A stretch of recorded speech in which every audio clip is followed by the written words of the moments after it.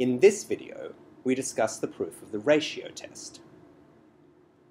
The ratio test is a bit different to the convergence tests we've looked at so far, in that rather than comparing a given series to an already known series in order to test for convergence or divergence, there is some sense by which we compare the given series to itself. However, fundamentally, the ratio test is a comparison test with a geometric series made up in disguise, and it's important to realize that the proof of the ratio test is just that, a simple comparison test with a carefully selected geometric series whose common ratio is somehow related to the properties of the given series. The ratio test is commonly used in the analysis of power series, which is an upcoming and important topic. What the ratio test says is that the long-term behavior of the ratio between successive terms in a series can, in many cases, determine whether the series converges or diverges. In its standard form, which we give here, we assume that the limit, as n tends towards infinity, of the ratio between the n plus 1th and nth terms of a strictly positive sequence exists. So we're assuming that that limit exists, and we call the limit L. Then, if L is less than 1, the series converges. Whereas, if the L value is greater than 1, then the associated series diverges. However, if L equals 1, then the ratio test does not tell us anything about the convergence or divergence of the series, and we have to use some different technique to determine convergence. Also note that if the limit doesn't actually exist, then in the form that we've presented it here, the ratio test doesn't tell us anything either. The proofs of the two cases, L less than 1 and L greater than 1, turn out to be very similar in nature, but we will examine them one at a time. In the case that L is less than 1, 1 minus L divided by 2 is a positive number, because we've assumed that L is less than 1. So, from the epsilon n definition of the existence of the limit L, with epsilon set to be 1 minus L divided by 2, we can find some point capital N in the sequence of ratios, beyond which all of those ratios are within 1 minus L on 2 of L. In particular, the value of the ratio xj plus 1 on xj for j greater than n is less than L plus this epsilon value 1 minus L on 2 that we've chosen, and that just equals 1 plus L on 2. Now, rearranging this inequality we've just derived for all j greater than or equal to n tells us that xj plus 1 is less than or equal to 1 plus L on 2 multiplied by xj.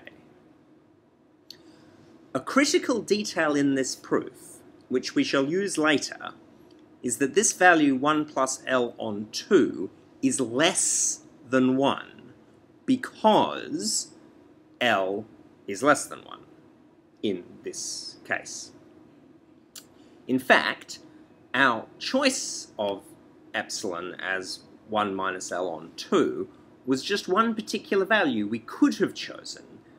Any choice that resulted in a factor of less than 1 appearing here would have worked just as well. Now we create a geometric series. And this is actually the geometric sequence that's underlying the series that we're going to create. So this geometric sequence has common ratio 1 plus L on 2. And first term of whatever x subscript capital N from our original sequence was. Because this inequality here holds for all j greater than or equal to capital N, iterative multiplication, which is really just an induction argument, shows that x subscript little n is less than or equal to the terms in this particular geometric sequence for all n greater than or equal to capital N. And now we're almost done. We just need to apply the comparison test. So to be explicit, if we set yn to be our constructed geometric sequence, we have that its sum is a geometric series with common ratio 1 plus L on 2, and as mentioned before, 1 plus L on 2 is less than 1, so this geometric series converges.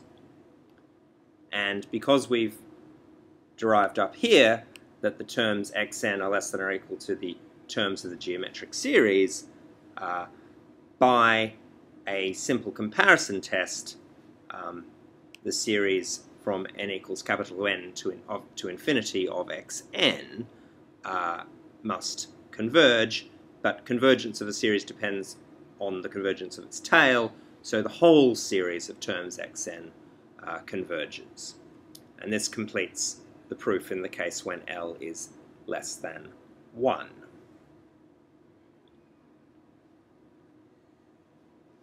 In the case where L is greater than 1, the proof is essentially the same, except that now we will compare to a divergent geometric series with a common ratio that is greater than 1. So, with L greater than 1, the value L minus 1 on 2 is positive. So, using the formal definition of the existence of the limit L, we can find a capital N value such that the terms of the sequence of ratios xj plus 1 on xj are within L minus 1 on 2 of the limit L for all j greater than or equal to that capital N value. Now, applying the triangular inequality in a different way to before and rearranging gives us, in this case, that xj plus 1 is greater than or equal to L plus 1 on 2 multiples of xj. And you should just make sure that you've understood how this manipulation from here to here worked. And then, hence, by another induction argument, the terms of the sequence xn are greater than or equal to this particular geometric sequence, which has a common ratio that is greater than 1, because L is greater than 1. And hence, the associated geometric series in this case diverges.